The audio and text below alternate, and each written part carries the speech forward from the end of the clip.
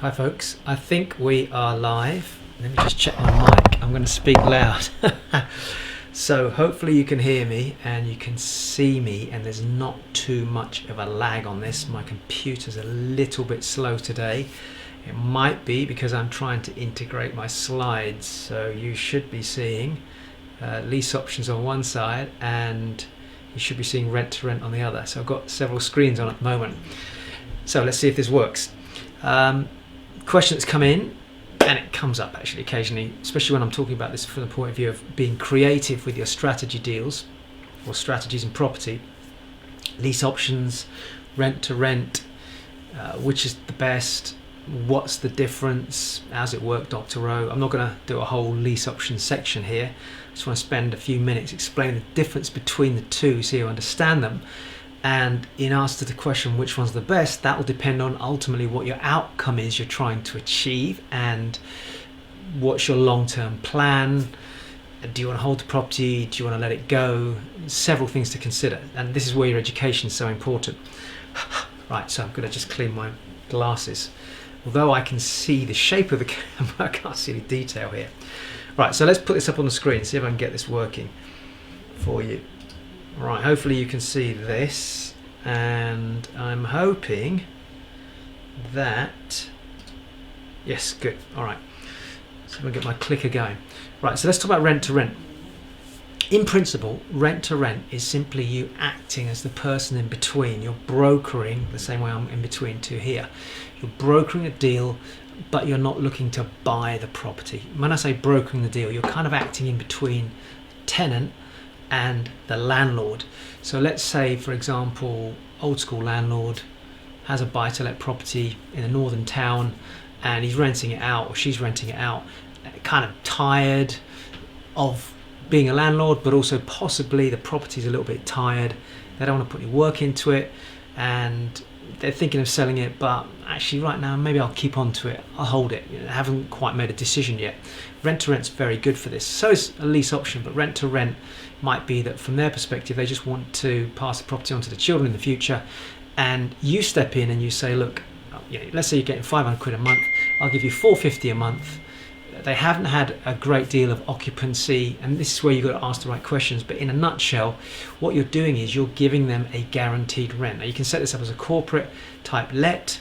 The whole point here is that the person staying in the property is still a normal tenant, meaning that you're going to take the property off that person and then you're going to rent it out to someone else. Hence you rent it and then you rent it on. Rent to rent, that's why it comes up. That's why the term comes up. Your choice how you want to rent it out. You might want to rent it out to a company. You might want to rent it out to a family and just manage it better and get a better income from that. Or you might even want to rent it out as a small HMO. So you're turning a buy-to-let property from one tenant with 500 a month coming in to maybe a rent to rent with a HMO strategy where there's 1,000, 1,200 coming in. And again, you're going to have to do the maths on this, but I'm just talking about the principles here.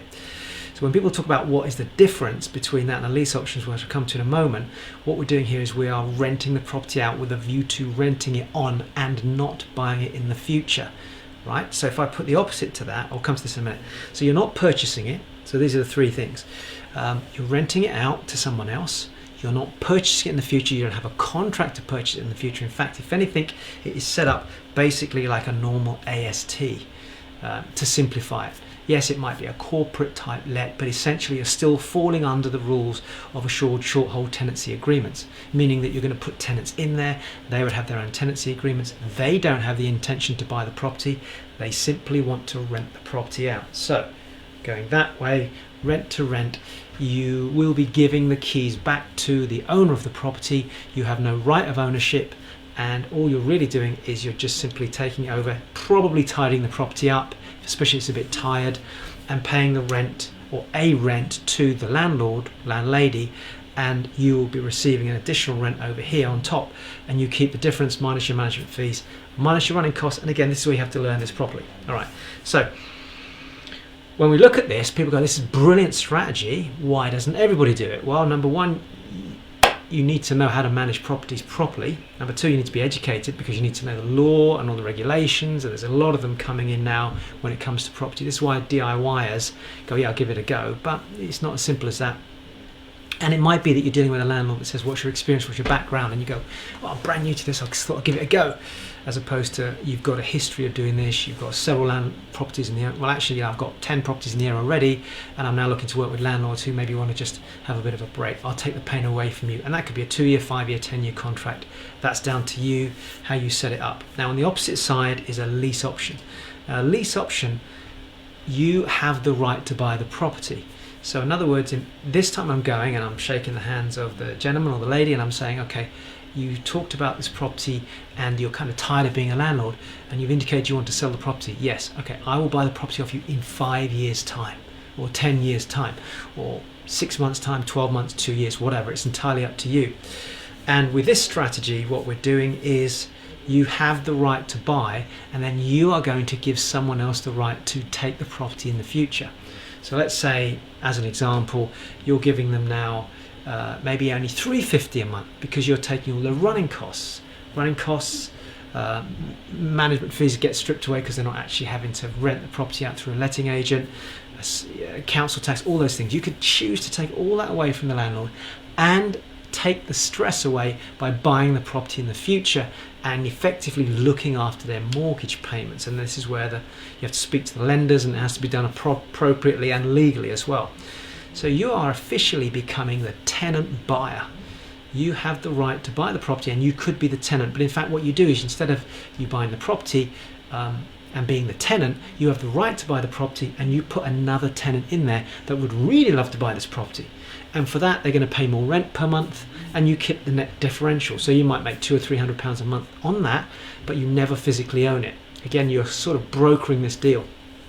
You have the right to buy over there, and then a tenant buyer comes in and they have the right to buy at a different price. So you might agree to buy the property for $85,000 in 5 years' time, but you're giving the tenant buyer the right to buy for $105,000 in 5 years' time or 3 years' time. You shorten it to give yourself a bridge in between. Again, we're getting into the teaching of lease options and I don't want to do that. I want to just give you the difference. So let me go back again. Appear to have, oh, we don't want to do that, do you? Confuse you there. So bear with me. You can tell it's alive, can't you? Whilst I do this. Right, so you're clear on that, hopefully. And going back over to the lease options, let me pull these up. So the difference here is you've got normal tenant rent to rent, you've got a tenant buyer in there. No purchase on a rent to rent, an option to purchase with a lease option.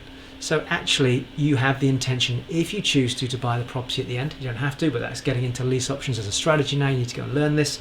And then you would have an option agreement in place as opposed to a normal tenancy agreement, meaning that the tenant that goes into the property that you put in, they're going to have a right to buy under an option agreement. And again, this is a different legal process. Which one's the best one? That comes down to your strategies personally. Do you want to own the property in 5 years' time? In which case, maybe you go down the lease options route. If you haven't got good credit history, you can't get a mortgage right now. Either of these can work. If you don't want to own the property, go down the rent-to-rent route, although a lease option, you can actually set it up where you don't have to exercise at the end of it. So it really comes down to your own personal strategy, what the needs are of the seller and the person that owns a property, whether they don't want to sell or do want to sell. It may be that due to personal financial situation, maybe the way their finance is set up, you're just not in a position to be able to do a lease option at this stage. Could a rent-to-rent be turned into a lease option in the future? Absolutely, that's another strategy could be implemented. You switch the strategy from rent to lease options. Very creative, great for people that don't have a lot of available cash and want to get into more creative strategies. It's one of the things that I teach when I'm doing my 3-day trainings. Anyway, have a good day. Hopefully that was useful. Now I've got to find my way out of what I've got now is multiple screens, so hopefully I can do it.